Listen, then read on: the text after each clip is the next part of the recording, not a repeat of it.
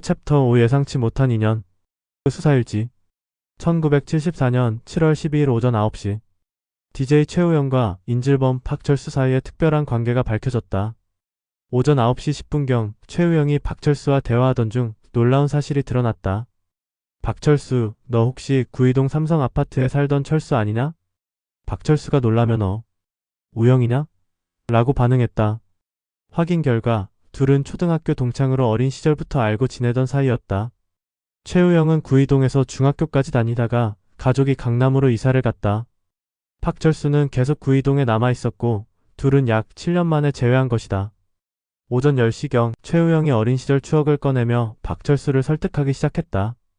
철수야, 우리 초등학교 때 꿈이 뭐였는지 기억나? 너는 경찰관이 되고 싶다고 했잖아. 정의로운 경찰관이 되어서 나쁜 사람들을 잡겠다고.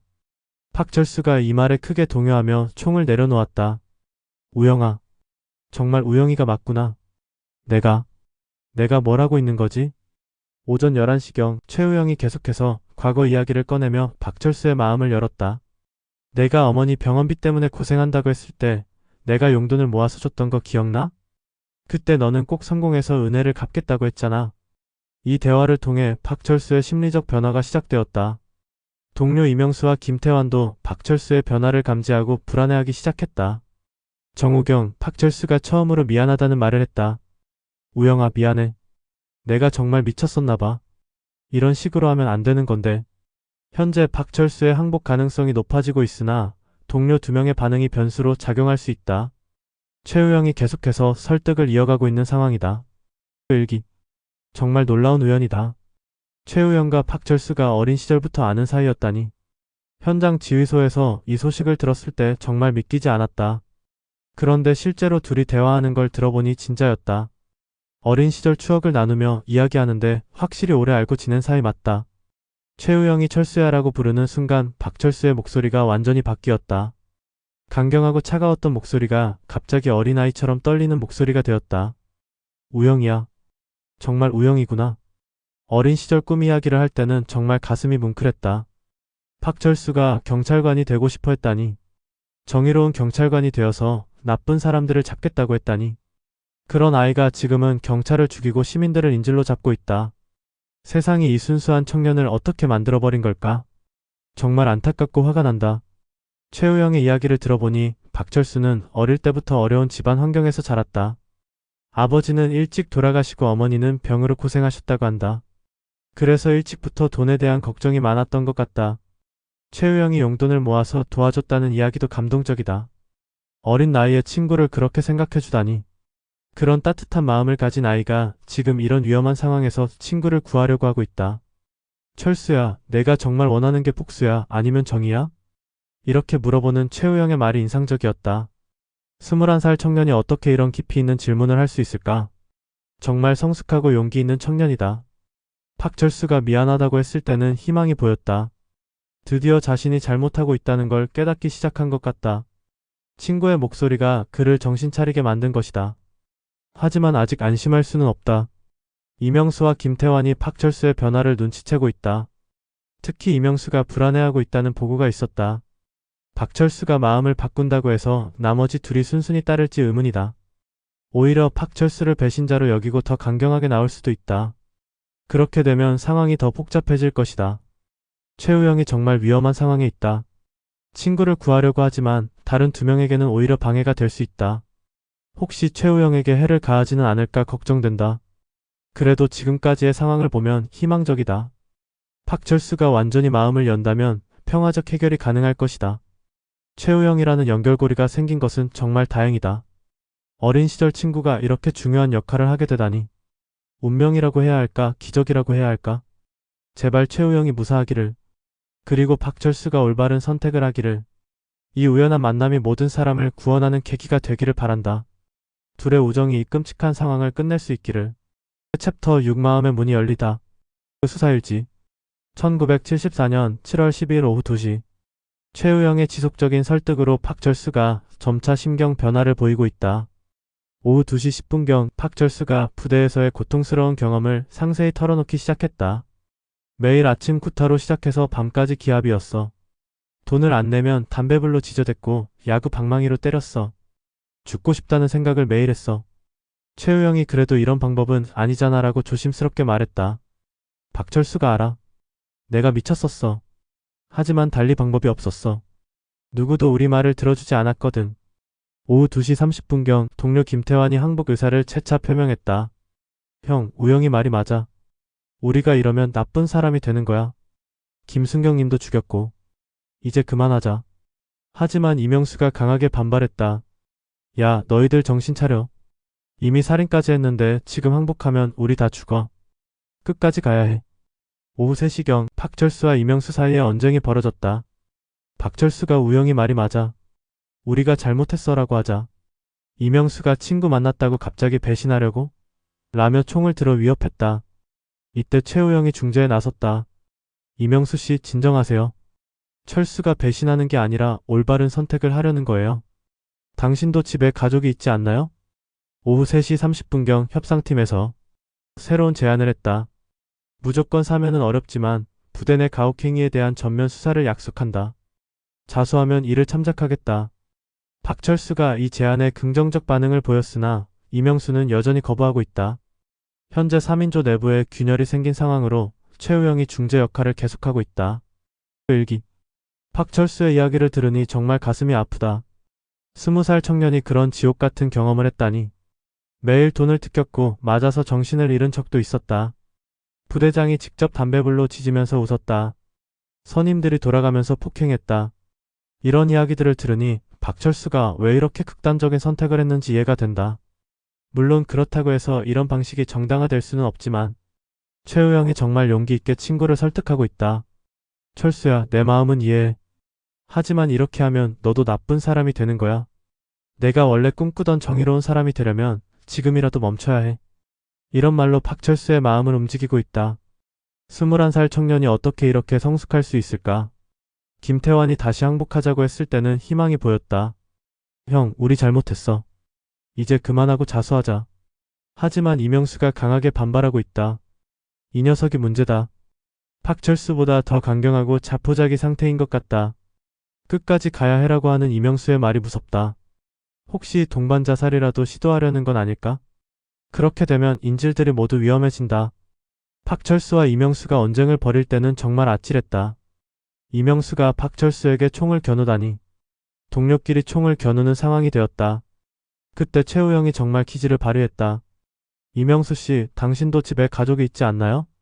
이런 말로 이명수를 진정시켰다. 하지만 이명수가 언제 또 폭발할지 모른다.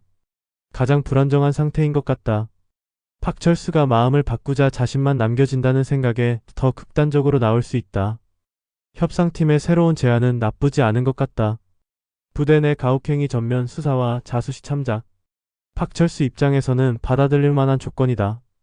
박철수가 긍정적으로 검토하고 있다는 것도 다행이다. 최우영의 설득이 효과를 보고 있는 것 같다. 하지만 이명수가 문제다. 이 녀석이 끝까지 반대하면 어떻게 될까? 혹시 박철수를 배신자로 여기고 해치려 하지는 않을까? 최우영이 정말 위험한 상황에 있다. 이명수와 박철수 사이에서 중재 역할을 하고 있지만 이명수가 최우영까지 적으로 여길 수 있다. 내가 철수를 꼬드긴 거야 라고 생각할 수도 있다. 그래도 지금까지 최우영이 보여준 용기와 지혜를 보면 믿음이 간다.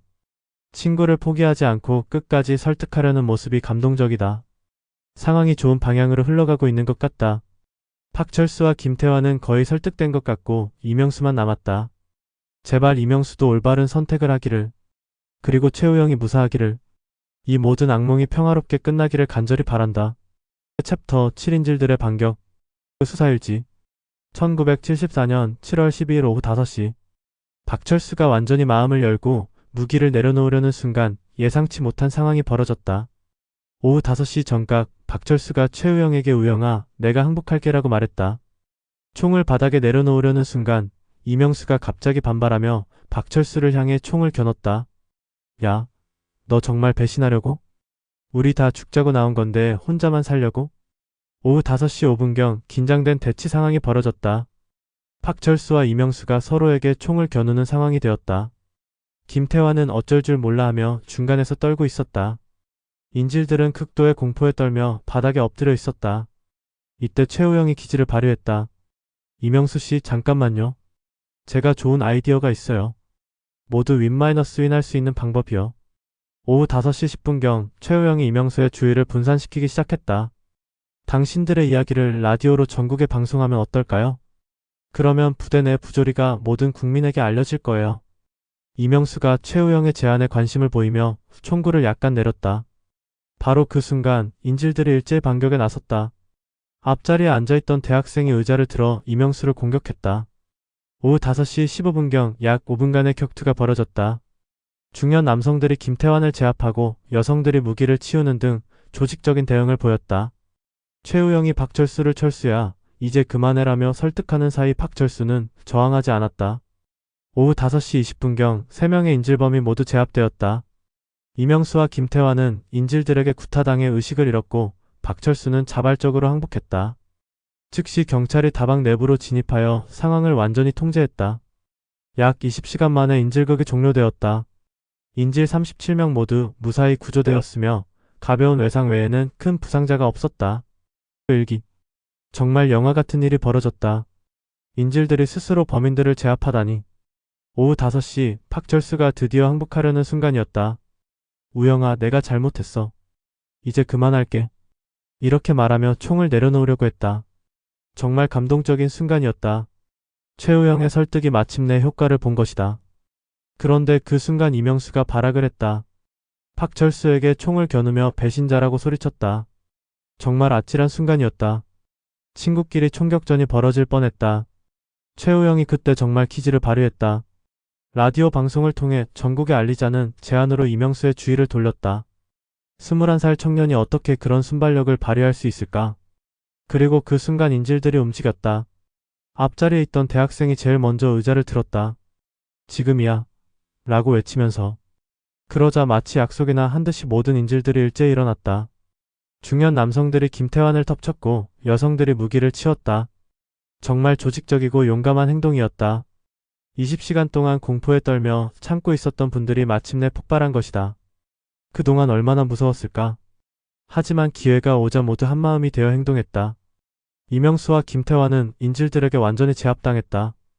특히 이명수는 여러 명에게 동시에 공격당해서 기절했다. 그동안 쌓인 분노가 폭발한 것 같았다. 박철수는 저항하지 않았다. 최우영이 철수야, 이제 그만해라고 하니까 순순히 손을 들었다. 미안해, 우영아. 모든 분들께 정말 미안해. 이렇게 말하면서 눈물을 흘렸다. 그 모습을 보니 나도 복잡한 기분이었다. 악인이라기보다는 잘못된 길로 빠진 불쌍한 청년 같았다. 경찰이 진입했을 때는 이미 모든 게 끝나 있었다. 우리가 한 일은 이미 제압된 범인들을 연행하는 것뿐이었다. 인질들이 스스로 문제를 해결한 것이다. 인질들을 하나하나 확인해봤는데 모두 무사했다. 가벼운 타박상이나 정신적 충격은 있지만 생명에 지장은 없었다. 정말 기적 같은 일이다. 최우영이 가장 대단했다. 친구를 끝까지 포기하지 않고 설득했고 마지막 순간에는 기지를 발휘해서 인질들이 반격할 기회를 만들어줬다. 진짜 영웅이다. 저는 그냥 친구를 구하고 싶었을 뿐이에요. 이렇게 말하는 최우영을 보니 감동이었다. 21살 청년이 이런 위기 상황에서 이렇게 용감하고 지혜롭게 행동할 수 있다니. 인질들도 정말 용감했다. 20시간 동안 공포에 떨면서도 기회가 오자 망설이지 않고 행동했다. 특히 처음 의자를 든 대학생과 김태환을 제압한 중년 남성들. 평범한 시민들의 용기가 이 사건을 해결한 것이다. 박철수가 연행될 때 최우영에게 마지막 말을 했다. 우영아, 고마워. 내가 아니었으면 나는 정말 돌이킬 수 없는 짓을 했을 거야. 감옥에서 반성하고 새 사람이 될게. 최우영도 눈물을 흘리며 대답했다. 철수야, 늦지 않았어. 다시 시작할 수 있어. 화이팅. 정말 뭉클한 장면이었다. 어린 시절 친구들의 우정이 이런 큰 참사를 막은 것이다. 20시간의 악몽이 드디어 끝났다. 모든 인질들이 무사히 가족품으로 돌아갈 수 있게 되었다. 정말 다행이고 감사한 일이다. 챕터 8 사건의 종료와 교훈. 수사일지. 1974년 7월 12일 오후 6시. 약 20시간 만에 하늘빌딩 지하다방 인질극이 완전히 종료되었다. 인질 37명 모두 무사히 구조되었다. 경미한 외상과 정신적 충격을 받은 인질들이 있으나 생명에 지장을 주는 중상자는 없었다. 특히 심장질환을 앓던 70대 여성과 당뇨병 환자도 적절한 응급처치를 받아 안정을 찾았다. 인질범 3명에 대한 조치는 다음과 같다. 박철수는 자수한 것으로 처리하여 별도 구금되었다. 이명수와 김태환은 인질들의 제압 과정에서 부상을 입어 병원으로 이송 후 구금되었다. 모두 살인, 인질감금, 무기탈취 등의 혐의로 기소될 예정이다. 박철수는 조사 과정에서 깊은 후회를 표했다. 정말 잘못했습니다. 특히 김장식 순경님께 죄송합니다. 부대 내 부조리를 알리고 싶었지만 방법이 완전히 잘못되었습니다. 부대 내 가혹행위에 대한 별도 수사에도 착수했다. 박철수가 소속되었던 부대의 부대장과 선임병들을 대상으로 전면적인 조사를 실시할 예정이다. 이미 예비조사에서 심각한 수준의 가혹행위와 금품갈취 사실이 확인되고 있다. 최우영에 대해서는 용기 있는 시민으로 표창을 검토 중이다. 극한 상황에서 보여준 그의 용기와 지혜가 사건의 평화적 해결에 결정적 역할을 했다. 친구를 구하고 싶었을 뿐이라는 그의 말이 많은 이들에게 감동을 주었다.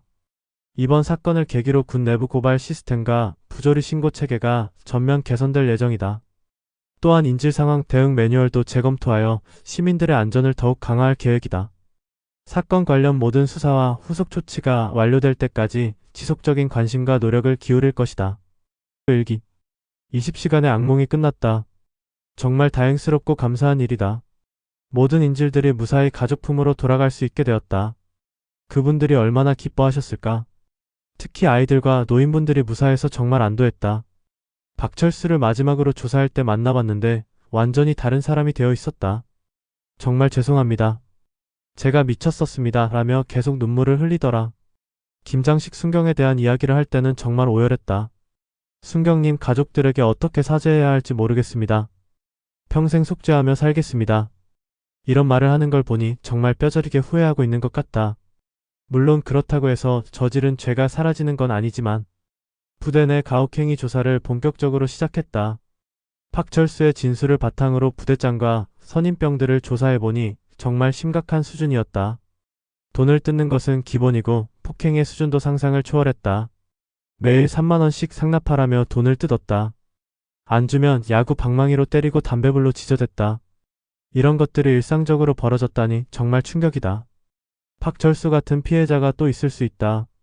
이번 기회에 군 내부의 모든 부조리를 뿌리 뽑아야 한다. 그래야 이런 비극이 다시 일어나지 않는다. 최우영에 대한 표창을 적극 추진하고 있다. 정말 대단한 청년이다. 극한 상황에서 보여준 용기와 지혜가 모든 사람을 구했다. 저는 그냥 친구를 구하고 싶었을 뿐이에요. 이 말이 계속 머릿속에 맴돈다. 친구를 포기하지 않는 마음, 그리고 끝까지 대화로 해결하려는 의지. 정말 본받을 만한 인품이다. 인질들도 마지막 순간에 정말 용감했다. 20시간 동안 공포에 떨면서도 기회가 오자 망설이지 않고 행동했다. 평범한 시민들의 용기가 이 사건을 해결한 것이다. 하지만 김장식 순경의 희생은 되돌릴 수 없다. 35살의 두 아이의 아버지였는데 그분의 희생이 헛되지 않도록 해야 한다. 이번 사건을 통해 많은 것을 배웠다. 사회의 부조리가 한 청년을 이렇게 만들 수 있다는 것. 하지만 그래도 폭력으로는 아무것도 해결할 수 없다는 것. 진정한 정의는 대화와 법을 통해서만 실현될 수 있다. 최우영이 보여준 것처럼 진심 어린 대화가 총보다 강하다. 앞으로 이런 일이 다시 일어나지 않도록 시스템을 개선해야 한다. 군 내부 고발 체계도 만들고 부조리 신고 시스템도 강화해야 한다. 그리고 인질 상황 대응 매뉴얼도 재검토해야 한다. 무엇보다 중요한 것은 사회적 약자들의 목소리에 귀 기울이는 것이다. 박철수 같은 청년들이 절망하지 않도록 도와주는 것이다. 그래야 이런 비극을 예방할 수 있다. 최우영과 박철수의 우정이 보여준 교훈을 잊지 말아야겠다. 어떤 절망적인 상황에서도 포기하지 않는 마음, 끝까지 대화로 해결하려는 의지, 그리고 진심 어린 우정의 힘. 이번 사건이 우리 사회에 큰 교훈이 되기를 바란다. 그리고 모든 청년들이 올바른 길을 걸을 수 있기를. 김장식 순경님의 명복을 빌며 다시는 이런 일이 일어나지 않기를 간절히 바란다. 한강시 중부서 강력반 강수진 경감 1974년 7월 12일